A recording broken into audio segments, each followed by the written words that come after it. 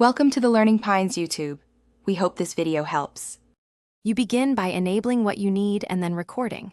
Enable the Developer tab and set Trust Center to allow macros. This avoids permission blocks. Once done, open the worksheet you want to automate and click Developer, Record Macro. Name it clearly and choose a shortcut or button. Start performing the exact steps you want recorded.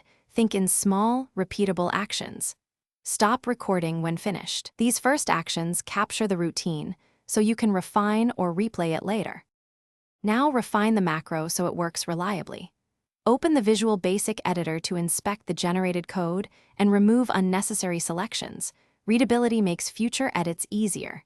If you need flexibility, convert recorded absolute references to relative logic or dynamic ranges.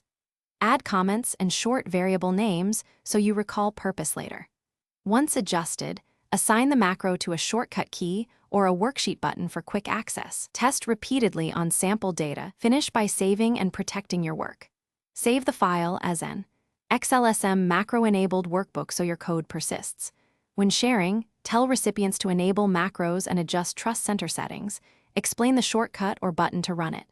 If something fails, step through the code in the VBA editor using F8 to observe where execution stops and inspect variable values.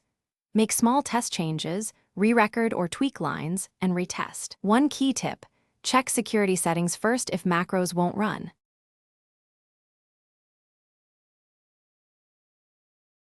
Thanks for watching. Consider subscribing if we helped you.